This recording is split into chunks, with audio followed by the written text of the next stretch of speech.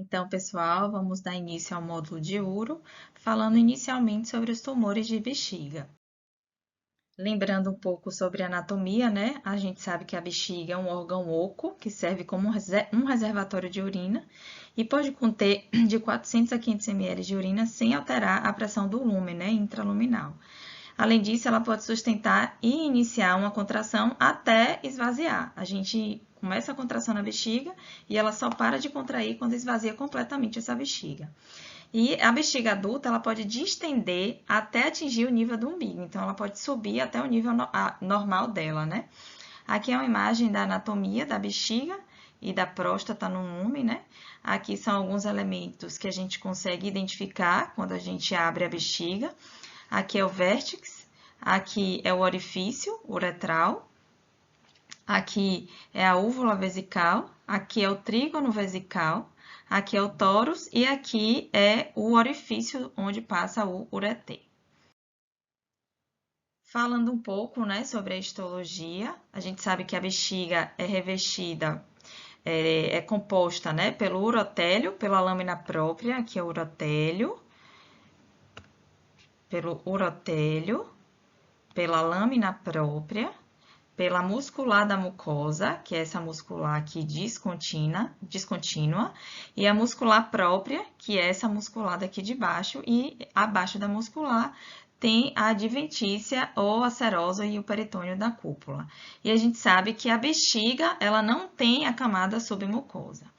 Aqui embaixo é como é que se apresenta o urotélio, histologicamente. Aqui em cima são as células que a gente chama de umbrella cells, que tem um formato de guarda-chuva, e ela pode ter até 7 camadas sem ter alteração, sem ser maligno, vamos dizer assim. Então,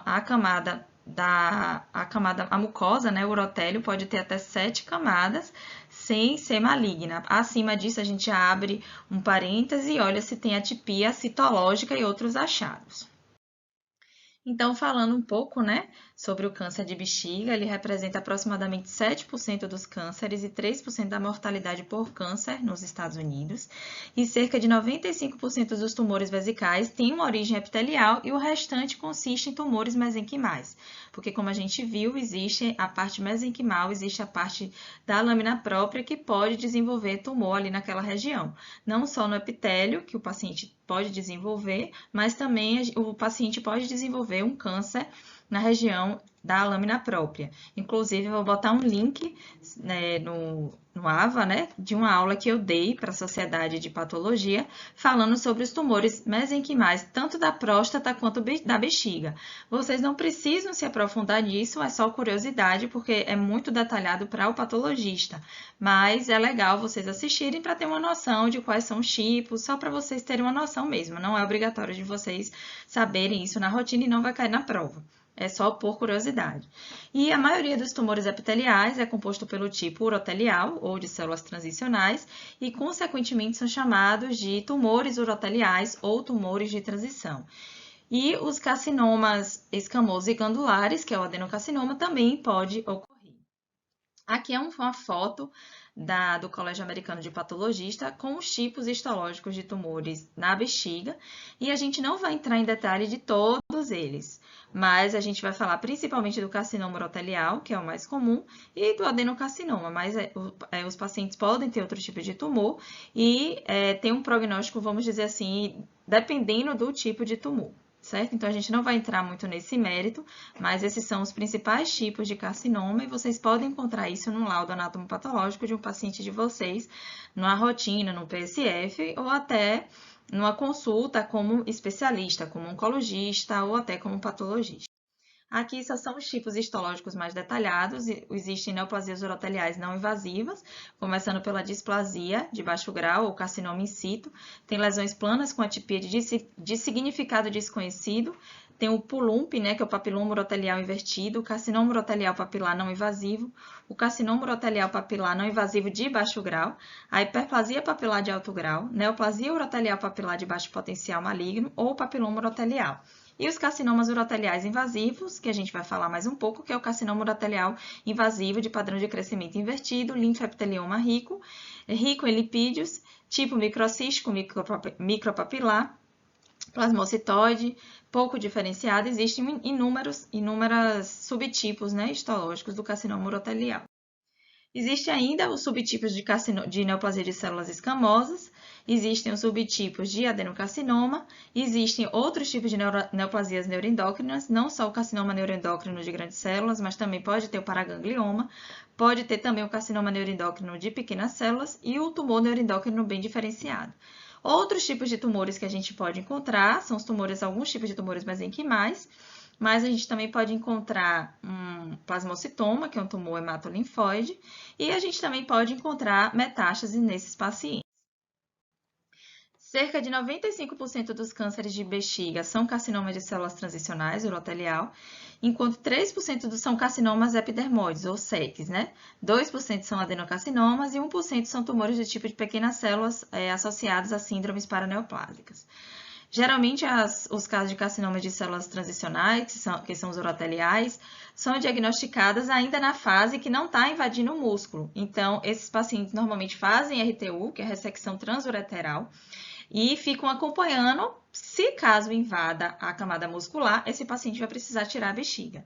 Então, esses pacientes normalmente fazem um acompanhamento de 6 em 6 meses associado a tratamentos neoadjuvantes, né? Que ele não operou, então é tratamentos neoadjuvantes. E a partir daí é que esse paciente vai ter um tratamento direcionado.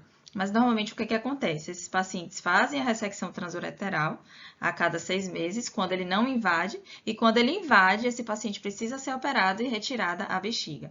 Normalmente são cirurgias mais complicadas, então esses pacientes têm um prognóstico muito pior do que os pacientes que não têm invasão do músculo. Então, iniciando, né, falando um pouco sobre o carcinoma in situ, a gente sabe que é uma lesão composta apenas na camada mucosa e geralmente é composto por células no epitélio médio a superior com alto grau citológico, porque se a gente tiver uma atipia apenas na camada basal, essa atipia ainda é considerada normal, mas se essa atipia passa do médio ao alto grau, né, chegar até lá em cima, a última camada, as células umbrella, a gente já vai chamar de carcinoma in situ, porque existem outros tipos de lesões pré-neoplásicas, como o pulump, que eu falei anteriormente, que isso é muito específico para o especialista, que eu não vou entrar em detalhe. Então, o carcinoma in situ tem, por definição, nenhuma invasão na lâmina própria. Se ele invade a lâmina própria, ele já é um carcinoma invasivo e aí ele vai ser estadiado de acordo com a invasão. Geralmente, as lesões papilares não invasivas de alto grau são designadas como carcinoma in situ, não são designadas como carcinoma in situ para evitar confusão. Porque se a lesão papilar é a que forma um eixo, não é aquela lesão que é só delimitada na camada mucosa. Geralmente ele faz uma papila realmente verdadeira com um eixo vascular, mas a gente não chama de carcinoma in situ, porque o carcinoma in situ é aquela lesão somente na mucosa, certo? Geralmente, o carcinoma in situ constitui menos de 3% de todas as neoplasias uroteliais, mas geralmente vem associada com o carcinoma invasivo em 45% dos casos. Esses pacientes normalmente têm um sintoma semelhante à cistite, com hematúria associada, e 20 a 80% dos pacientes com carcinoma in situ geralmente vão desenvolver a doença invasiva se não for tratado do carcinoma in situ. Então, esses pacientes precisam ser acompanhados, porque essa neoplasia ela pode também chegar a uma neoplasia invasiva e o prognóstico é muito pior. Se o paciente tiver um carcinoma urotelial papilar não invasivo coexistente, esses pacientes têm um prognóstico pior. E, geralmente, o que pode ocorrer é que esses pacientes têm o carcinoma urotelial em outras áreas do trato geniturinário. Também pode ter associação com carcinoma invasivo multifocal de alto grau. E, se tiver, a gente tem que incluir isso no relatório da patologia. Então, vocês precisam saber que esse paciente tem, além do carcinoma in situ, ele tem também um carcinoma papilar não invasivo associado. Então, a gente sempre tem que dizer todos os achados que a gente encontra no laudo anatomopatológico, porque cada achado confere um prognóstico diferente para esse paciente, certo? Normalmente, o tratamento é com BCG mesmo, a vacina, ou hipertermia intravesical e uma coisa que a gente chama de mitomicina C. Ou fazer uma ressecção da região que tem esse carcinoma in situ ou uma cistectomia total. Isso é só em último caso, se for um carcinoma muito grande, e mesmo assim, ainda assim, não tem indicação de fazer cistectomia se for um carcinoma apenas in situ. O que é que tem de fator prognóstico ruim? Multifocalidade, envolvimento da uretra prostática e uma resposta ruim ao tratamento com BCG, né? Normalmente, o que a gente vê é que esses pacientes, quando tratam com BCG, a gente encontra aqueles granulomas que a gente falou com vocês na aula de tuberculose, a gente encontra exatamente aqueles granulomas, mas normalmente é secundário à terapia com BCG. A gente faz a coloração, mas sabe que não vai vir nada. Geralmente, o carcinoma in situ é uma lesão plana, composta por células com núcleos grandes, irregulares, hipercromáticos, tem um pleomorfismo nuclear bem proeminente e tem uma alta relação do núcleo citoplasmática e a gente consegue ver figuras mitóticas do epitélio médio até a região superior da mucosa. Então, até na região das células umbrella, que são as primeiras células de cima para baixo, a gente pode encontrar mitoses. E a gente pode não ver uma atipia em toda a espessura, mas normalmente o que a gente encontra é uma atipia em toda a espessura do epitélio da mucosa vesical, né, do urotélio. Normalmente o tamanho do núcleo é 5 vezes maior do que os linfócitos e 2 vezes maior do que um urotélio normal. E também a gente vê uma perda da polaridade, um apinhamento, o núcleo fica mais apinhado, o urotélio fica com a espessura não tão habitual, fica mais espesso, aumenta aquela quantidade de camadas que eu falei na histologia normal. As células não são coesas, que pode ter uma eliminação dessas células na urina. Às vezes o paciente faz uma urocultura, faz um sumário de urina e essas células saem. E, às vezes, esses pacientes fazem uma citologia e saem essas células porque elas não são coesas. Pode ter, ocasionalmente, a presença dessas células nos ductos prostáticos e, geralmente, ela vai se disseminar por extensão intramucosa. Normalmente, as lesões papilares não invasivas de alto grau não são designadas como carcinoma in situ, como eu falei normalmente, para evitar a confusão, porque são lesões diferentes e tratamentos diferentes. Certo? Geralmente as células são grandes, com bastante pleomorfismo, células pequenas também pode ter apenas uma camada única atípica no urotélio e pode ter uma disseminação que a gente chama de disseminação pagetoide. Normalmente, o padrão de infiltração, de pleomorfismo, como ela se apresenta na espessura da mucosa, a gente não precisa incluir no laudo anatomopatológico, certo? Mas se tiver microinvasão, a gente precisa dizer que é quando essa invasão ocorre em menos de 2 milímetros na lâmina própria e é importante a gente ver se tem alguma célula isolada invadindo e sempre medir, certo? Então, isso tudo é o que a gente deve ver no relatório anatomopatológico. Aqui uma foto de um carcinoma in situ, a gente vê daqui, desse aumento, que não tem eixo papilar, não tem vasos no meio e ela não forma uma papila, como se fosse uma coisa verrucosa, mas a gente já consegue ver que aqui já tem atipia no epitélio, que chega até a região da última camada. Aqui a gente vê que tem umas células meio desnudas, provavelmente esse paciente tem uma ulceração, porque aqui a gente está vendo um pouquinho de infiltrado inflamatório. E aqui vendo mais de perto, a gente consegue ver que tem atipia, que as células são feias, são grandes e que tem mitoses já presente em camadas na região mediana, né, da camada do epitélio urotelial. Então, falando um pouco sobre o carcinoma urotelial invasivo, é um carcinoma que penetrou além da membrana basal e invadiu a lâmina própria ou até a mais profunda. Pode chegar a envolver a camada muscular, como eu falei, esses pacientes têm indicação de fazer cistectomia. A gente sempre tem que dizer isso no relatório anatomopatológico, até onde invade, e a gente sempre tem que dizer, quando chega as biópsias pequenas, se essa lesão foi representada, se a camada muscular foi representada. Porque se essa camada muscular não foi representada, a gente não sabe se a camada muscular foi invadida e, consequentemente, a gente não pode estadiar. E não pode dizer se esse paciente tem indicação ou não de fazer cistectomia. Então, todas as vezes que a gente vai dar o laudo anatomopatológico, a gente precisa saber se a camada muscular foi representada e a gente precisa colocar um subitem de invasão da camada muscular, certo? Normalmente é a quarta malignidade mais comum nos homens nos Estados Unidos e é a oitava malignidade mais comum associada à morte em homens nos Estados Unidos. A idade média é de 69 anos em homens e 71 anos em mulheres. Tem uma incidência muito maior em homens do que em mulheres e 2 vezes maior em homens brancos do que em homens negros. Normalmente, ele pode ser dividido em carcinoma urotelial do trato inferior, que corresponde à bexiga e uretra, que representa aproximadamente 90 a 95% dos casos do carcinoma urotelial, e o carcinoma urotelial do trato superior, que corresponde à ureter e à pelve renal, que representa 5 a 10%. Normalmente tem relação com exposição química e principalmente o tabagismo, que inicia o processo de carcinogênese, que altera o DNA na mucosa da bexiga e leva ao crescimento celular desregulado. Então, a gente pensa, poxa, o tabagismo é o tabagismo.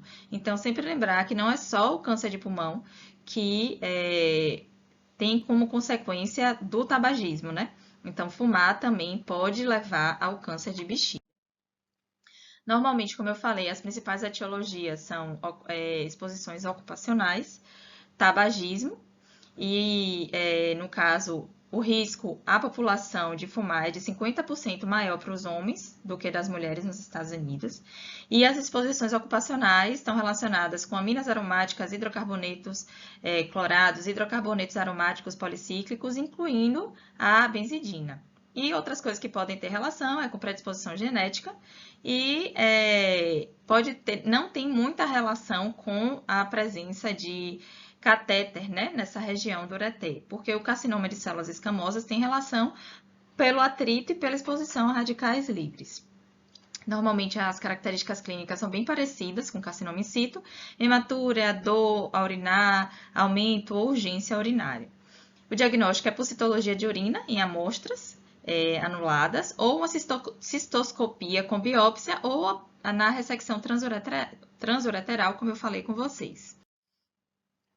Na radiologia, o que a gente pode ver na TC, né, aqui a gente vê um espessamento, né, da bexiga. Normalmente, eles na TC veem um espessamento e um hiperrealce urotelial.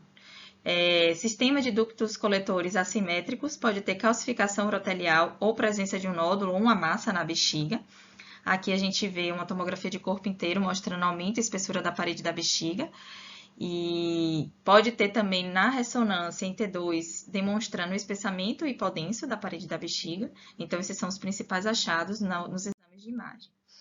Os fatores prognósticos, né? Normalmente os pacientes têm uma sobrevida média de 5 anos, se a doença for local, em 69% dos casos, se for uma doença regional, em 37% dos casos, e 6% dos pacientes que têm doença distante têm uma sobrevida relativa de 5 anos.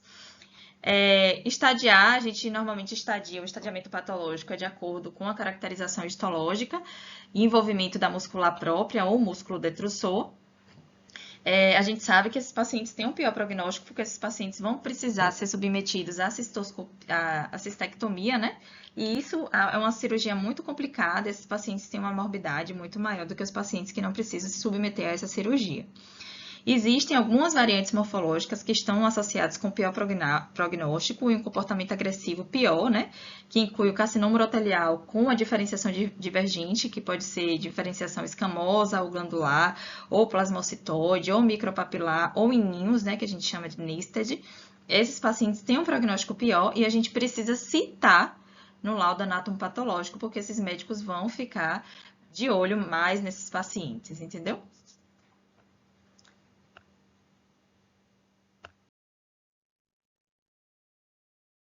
Então, falando um pouco, né, sobre o tratamento, a terapia normalmente é conservadora. Se tiver só invasão da lâmina própria, como eu falei, normalmente eles ficam acompanhando esses pacientes a cada 6 meses e fazem as RTUs, que são as ressecções transureterais. Pode também fazer a terapia conservadora, que inclui a imunoterapia vesical com o BCG, né? E normalmente faz-se a cistectomia quando tem invasão da lâmina própria, quando já chama de T2, né? Os localmente avançados são tipicamente tratados com quimioterapia, imunoterapia e ocasionalmente radiação. Então, cada caso ele vai ser examinado e interpretado pelo urologista, pelo oncologista que acompanha esses pacientes. Normalmente, o que a gente acha macroscopicamente é que a gente vê um espessamento, né, sutil da parede da bexiga e a gente vê aqui nessa situação um tumor vegetante grande que nessa foto já invade a muscular própria, então ele já tem um PT2B. lá, quando a gente for fazer o corte histológico, a gente normalmente corta ele assim, nessa região aqui, para a gente ver até onde é que esse carcinoma invade na histologia e, consequentemente, o estadiamento. Aqui uma foto, né, do carcinoma urotelial invasivo, a gente vê que é uma neoplasia bem feia, bem pleomórfica, com algumas mitoses nessa foto, e já invadindo a região da lâmina própria. A gente pode ver no carcinoma tipo nested, né, ou em ninhos, uma citologia mais normal, mais branda e normalmente mais de baixo grau. Mas se ele já invade até a muscular da mucosa, além da membrana basal, se chega na lâmina própria, mesmo que ele não tenha uma citologia tão feia, né, a gente diz que ele é um carcinoma invasivo e precisa dizer se ele invade a muscular. Aqui é só uma foto, né, do estadiamento dos pacientes, né, patológico. PT0 é quando não tem presença, né, de tumor invadindo. O PT2 normalmente já invade a região da muscular própria, né, superficial. E o PT3 já vem invadindo o tecido perivesical.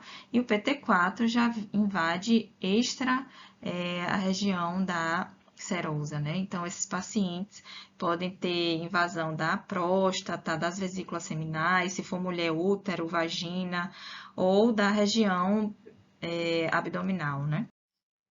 Então, outro tipo que eu queria falar com vocês é o adenocarcinoma, que é derivado do urotélio e mostra uma diferenciação glandular pura. Não existe outro tipo de tipo histológico associado, né? Só uma diferenciação glandular. E não inclui o adenocarcinoma do úraco ou um carcinoma urotelial com diferenciação glandular. São tipos histológicos diferentes que a gente tem que saber diferenciar na histologia. Normalmente é mais raro e é derivado do urotélio da bexiga, com uma diferenciação glandular pura.